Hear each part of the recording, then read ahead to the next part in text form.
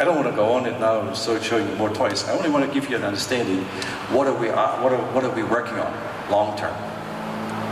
Because we see things changing, and we see the needs of it. And unless we don't come up with the solutions, things won't change. And you end up with boat anchors. And try to find people for it. They want to sell it, and nobody wants it. Boat anchors. You know what a boat anchor is? Well, you know what a boat anchor is. It's a heavy thing that holds on to something. That's a boat anchor. You know what the boat anchor in farming is? This is a boat anchor. We've been building boat anchors for quite a while, but we stopped it. This is a 90-foot cedar with a 1,000 bushel cart. That means it holds about 35 metric tons of fertilizer and seed, tracked on there, power tracks and whatsoever. We sold them, we built them in our business and our factory in North Dakota, and sold them mainly in Canada. It didn't take me very long to find out, I personally, because I decided on this product, I had the responsibility for this product, I have taken things too far. Boat anchors, what is the definition of a boat anchor? A boat anchor is something that is just too big and just too heavy. And as soon as you want to trade it in, you find out that the dealer says, keep it, because I only can pay scrap iron prices for it, and then the cost of ownership becomes horrendous. And I had farmers that bought these boat anchors and had 2 wet seasons to see it and got stuck one day. One guy told me that, and he took 3 excavators for 3 days to dig it out, and he hated it after it. Then he wanted to trade it in, he couldn't get it traded in because nobody wanted it. The dealer said, keep it, or give it to me for scrap iron. And this is extreme. I only want to talk about extreme so you learn a little bit what our new design approaches are. That's a graveyard of dealers, of many dealers in Saskatchewan, Alberta, and Manitoba, in Western Canada. A graveyard of boat anchors that are sitting there for 2-3 years, nobody wants them. 80-foot, 90-foot, 100-foot cedars with 1,000 bushel carts. I mean, monsters that weigh 50, 60, 70 metric tons, and then you fill them up and put a tractor in front, you had 100 metric tons moving through the field. And what drives me mad, as a farmer and as a farming manufacturer, being also responsible for those boat anchors, because I love big equipment, but I learned there's a limit to it. You know what that is? Have you ever experienced when you stand in a good, healthy soil that has a good tilth, and you seeding, for instance, like it's moist, and you have a boat anchor with a tractor, a 700 horsepower tractor going by? Did you feel the vibrations that the soil starts to move and vibrates? You know, you could actually feel it that seed train is coming. And then when you look at the turns on the headlands and you see the scorches and this extra weight on the headlands with this moist soil, and you see like, man, this is a living animal, the soil, and we're stepping on Mother Nature. We're compacting it, we're running it down, and then sometimes we see the tracks of the tractor and the cart behind for quite some days as the crop comes. It doesn't make sense anymore. But before I take you there, I want to first explain you something, how we, in our business, design machinery. This is probably 80% or 70% of all the machines we've been selling today are almost always designed the same way. This is a good example. This is a farm I bought in 2000 in Czech Republic. Darn heavy soil. We realized we could only grow corn, but we could not till the soil before we seeded the corn in the spring, because after frost the soil was so heavy, if we tilled it a little bit, we ruined the structure. So we figured out a way how to do some ridges and plant direct and blah blah blah. Anyway, we grew on this farm, I think it was in 2003 or 2004, we were about 2,000 acres, I think it was. And out of the 2,000 acres, we planted with this planter, this small planter, which we built specifically for this farm, we planted about 800 acres of corn. Then we were lucky, November 2005, well, there was a cooperative farm adjacent to it, went bust. It was right around 3,000 acres, so we could pick it up, and so we had 5,000 acres. Went from 2,000 acres to 5,000 acres overnight. And it was winter, so we were thinking what we're going to do with it, and we said, okay, next year we're going to plant not 800 acres of corn, we're going to plant 3,000 acres of corn. Then my brother and I got together after Christmas when we sent all the people home, didn't have anything to do, so we sat down on our computers and started drawing up a big planter, 24-30, kind of like this up there, similar to this. And we drawn it up, and then we agreed rather quickly, this is what we want, big tires so we don't get stuck, big tanks to put lots of fertilizer down, narrow folding, 10 foot, because we have to go take it down the road and quickly take it from field to another field. So we were very clear what we wanted, you know. And so we did some rough drawings and finished them. And the first week in January, when all the engineers came back, and this was 2006, we had about 12 engineers. Today we have 150. But I tell you, those 12 engineers were almost doing as much as 150 today. I'm kidding a little bit, yeah. It's not quite true, but sometimes I get mad at this situation. But it's not the engineers' problem, it's our problem, how we run the engineers. And anyway, and then my brother, he's still in charge of also the engineering, he's today also the CEO of the company. He basically took two guys out as they came in after the Christmas holidays, and they were already, they knew it, you know, every time they came back there was some extra work. Because we had so much time to think about it, so we had some extra projects on top of all the projects they have to finish anyway. You know? So he said to those two guys, here's a planter, it has to be finished by 1st of April because we have to plant within 10 days corn, and there's a no return here. Let's get this thing done, let's build it and get it out. Okay, didn't take very long. My wife was in charge of marketing, was still in charge of marketing today, apart from sales and service, but she in charge is today. Her people ended up with marketing, with R&D people, asking them, what are you working on, and are you finishing the projects we need to get some extra sales, and blah, blah, blah, where are you? And then the product managers and the marketing people found out that the engineers told them, oh, by the way, we have an extra project, which is the hobby, again, we're working for the hobby of the bosses, they want this planter and blah, blah, blah. And then they said, oh, by the way, what are you working on? Oh, not again, oh man. What? A monster planter? Nobody will ever need. Now they're building something for their hobby, and it's not even useful, because even when it works, we will never ever need it. We never ever sell this machine because it's far too big. There's no market for it. Anyway, didn't take very long. They ended up with my wife. Told my wife, you got to tell your husband you stop all this. Stop this business with this monster planter, because first of all, nobody will need it. Plus, we don't finish our other products which we need for sales. My wife one night ended up with me, and she knew already what I was going to say, but at least she tried. Said, do you know what's going on? People are unhappy and demotivated, and they found out that you work on this monster planter. I said, love, understand, you know, we got these extra acres to plant, and we have to plant it. We have no other option. We have to build ourselves. We have to build ourselves a bigger planter. Otherwise, we don't get the 3,000 acre planter. Okay, good. So, anyway, 1st of April, what happened? This machine drove out. 2006. Today, exactly this version is our most sold planter of all planters we built.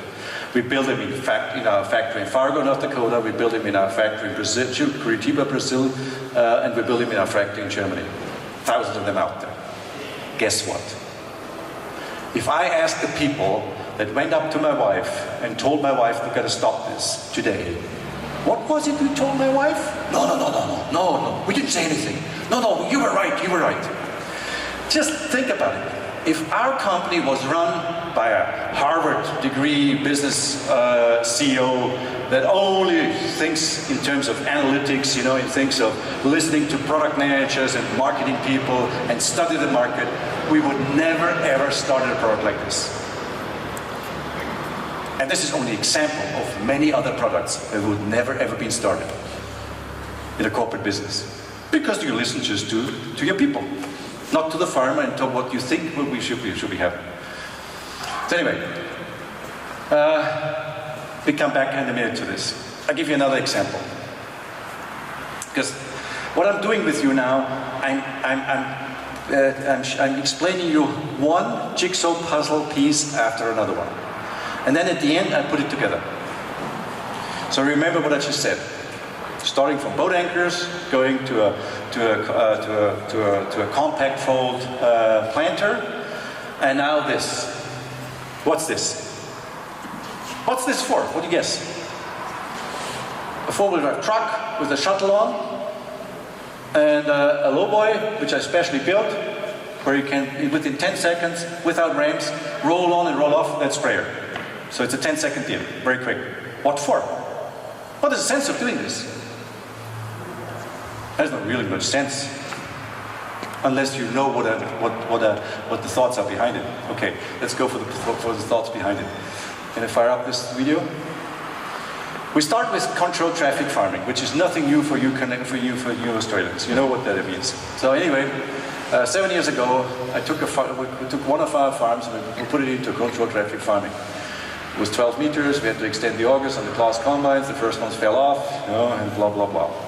But what we started to design then is a software where we could plan everything, all the paths, all the turns, all the radius, and then we attached for each section of the path. We attached speeds and all the obstacles. We attached how we want to go around the trees and the potholes and so on. So this controlled traffic planning software, which we built, we have a lot of information into this.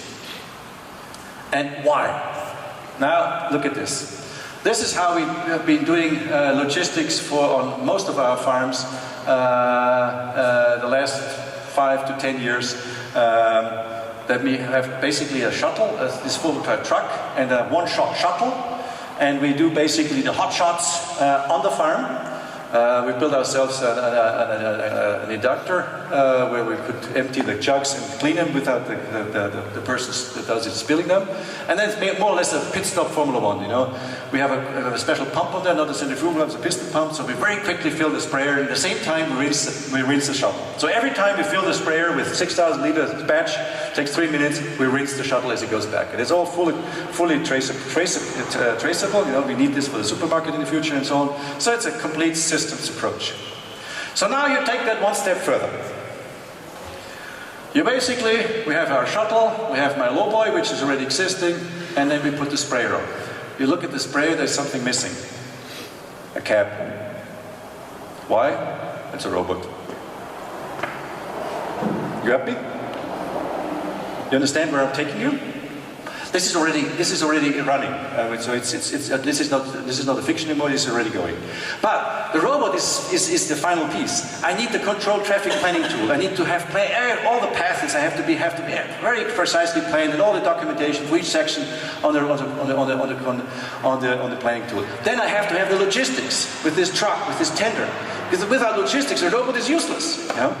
So the robot is only the final jigsaw puzzle piece to make a complete new system work. It's not the robot itself, it's a whole system around it. And so anyway, this is basically what we're doing, what we anticipate to be doing eventually with spraying. By the way, just to let you know, we are the only ones in the world that have booms up to 160 feet, mainly 120 feet, that have a system, a regulation system, where we only have about 15-inch distance to the crop, so wind is not an issue, that will never touch the soil without a wheel on. We have thousands of sprayers out there, so we have already a robot-ready boom that's well proven. Boom technology. John Deere and all the others, they had 3 goes at our patent. And just a couple of weeks ago, they lost the third approach in the European Patent Office. They couldn't kill the patent. So we're really strong on that patent. Now, here again, the dry logistics, it's the same thing. Always this 4-wheel drive truck, either with a liquid tank. We call it the one-shot system, the one-shot logistics. So we take only one shot now for the fertilizer spreader, for the seeder, and this is my next project. See that? It's a 60-foot bar, just like out there. Either it's a Maestro, it's a Certo, or our Avatar, doesn't matter. We have 3 different seating systems for that. 60 feet, compact, logistics, everything there. Just put tracks on, just put an engine in front, finished. Does it make sense? It makes a lot of sense. So, now, I'm going one step after another step with my jigsaw puzzle. So do you start to understand where I want to take you? I'm not completely finished yet. Because you remember I started out with boat anchors. Yeah? Unsellable boat anchors. They cost a lot of money to own it. Let's go on. That all ends up in a new design approach, which my brother and I already have decided, probably 10 years ago already, we designed on this new design approach. Because we learned so much bad lessons on boat anchors ourselves. I'm not talking to somebody else, boat anchors, especially to heavier machines, to bigger tanks and whatever, and unsellable machines. And because most of the largest farmers in the world are our customers. In Brazil, and some of them here in Australia, definitely in Ukraine and Russia. I mean, our average customer is anywhere between 100,000 hectares to a million hectares. So we have a lot of those customers. And we learn lessons there over the years. And you know what the biggest lesson is we learn right now? No matter whether you're in Australia, no matter whether you're in Brazil, no matter whether you're in Canada or the United States, no matter whether you're in Ukraine, Russia or Kazakhstan, everywhere the biggest lacking resource is people. Everywhere in the world. And it becomes a bigger and bigger problem year by year. It's almost a corona problem. Nobody wants to work on farms anymore. Nobody wants to sit on nice tractor cabs and with CVT transmission and with auto steer, sit there and talk to his girlfriend all day long. They don't want to do this anymore. I mean, I grew up on John Deere 4020 with a sunroof, dust and hot sun, and at night when I was laying in bed, I heard still the vibration of the muffler in my brain, you know. And today, now it's so slick as a whistle sitting in there, nobody wants to do it anymore. So we've got to figure out new ways of doing it. But that starts with a new design approach. Our approach is basically, and now we're also talking cost. Because it doesn't make sense to make machinery more costly, more complicated all the day, more and more and more. And still see as many acres per unit as we did before. We have to rethink things. So we basically decided, let's go for a design approach where the most optimum size, when you look at from a different side of a seeder, of a planter, is 60 feet, is 18 meters. The most optimum side. Especially when you look at it from a cost point of view, not only efficiency point of view. Because you want to resell it again. You want to take it back to the dealer and he wants to sell it to somebody else. But the other thing is, if you use the right design approach, we don't need 600 horsepower to pull it, we need only 400 horsepower to pull it, or even less. And now with new logistics, one-shot logistics like I just showed you, you probably could figure out a way to get even more acres done per day with a design approach like this than with a monster and a 600 or 700 horsepower tractor in front of it. That's our approach. So now let's look at this. This is an example. Whether it's a tine seeder or disc seeder, doesn't matter. Just an example. This is a 10-inch disc seeder, single rank, not double rank. Falls down to 10-foot transport width. And all it takes is a maximum horsepower, 400 horsepower to pull it. And what's the basic principle? The basic principle of this design approach is dumb weight. You know what dumb weight is? You take a tank, you put wheels on, and you pull it behind or pull it in between, and you have soft ground. Every 10 tons you add 100 horsepower. You know it. Dumb weight. Pulling dumb weight through the field. Pulling anvils through the field. That doesn't make sense anymore. And they cost a lot of money. Those sea trains is a lot of money. You start out with a big tractor that costs $500,000 or more in Aussie dollars, and then you put the boat anchor behind it, and it's the same amount of money. And you don't get much done per day. Or not really much more done. Then when you want to sell it, the cost of ownership becomes horrendous. Plus you don't find the drivers that want to drive it anymore. So what we do here in this design approach is darn simple. We avoid dumb weight. That means all the weight that's in this tank, we distribute either to the toolbar where we need it, we push it on it with active hydraulics, and the rest we push on the drawbar.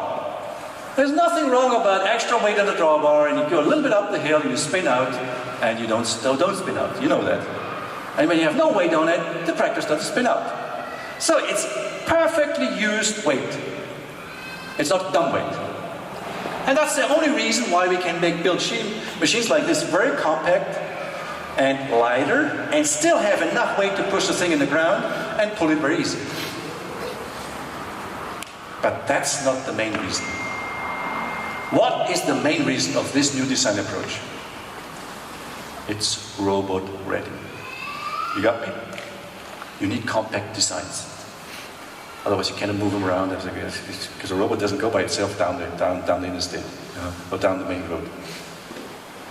It's robot ready. And that's the final piece we need to get around this big problem about where do we find people in the future. Because the new tractor drivers are already there. They're about 6 to 7 years old. You don't need to teach them much, because they know how to do this all the time. They play this every day. And when they're 18 years old, guess what they want? They want to do it in real. They don't want to sit on the tractor. They want to sit on the pickup and watch this thing and adjust it and play with it. These are the ones easy to get. But the ones who want to sit on there, forget it. Don't you ever believe that a robot will completely go by itself. There's always had to be like you're herding sheep. You know, you always have to have somebody there too. And like herding sheep is like herding a regular robot. But those guys are 6 years old, and I bet you, even with 6 years, if I give them a robot, I don't have to give them the operator's manual. They know how to run it.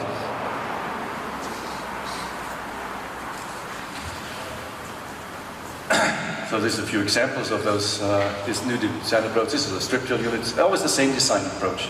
Always robot ready. Here's another interesting scenario. I just took the picture because this was just before delivery to a customer of ours in Ukraine. This is French farmers, very advanced farmers. 3 of them, I helped them to buy a farm 12 years ago, 15 years ago. Today they're farming around 20,000 hectares. And they used to run air seeders and big tanks and quad tracks and whatsoever from us, obviously. And then basically we worked with them to improve their production system, and at the end cut the cost of total investment in machinery, increase the seed capacity per day, and increase the precision, and take the horsepower down. They have on the 20,000 hectares they have 2 avatars, 18 meters. They grow sunflower, oilseed rape, and wheat, winter wheat. Then they have an able. This is the strip till unit to put fertilizer down for the sunflowers. And they have a 36-row-20 planter, all on the same principle. All robot ready, all compact, and sold all the quad tracks, all down to standard tractors, 400 horsepower. And they get more seeding done per day with less people, and plus logistics. This one-shot logistics. This is very important. Quick fill, very quick fill. Not just big tanks and then wait, and then take the whole seeding unit out of the field and fill it with augers and here and there. And, forget it, don't get anything done. Quick. Formula One approach, you know. Did you ever see Michael Schumacher get out of his Ferrari, smoke a cigarette, and wait till his tires are changed? You know? Doesn't work like that. You have to think different. So it's a whole thing, a holistic new approach about everything.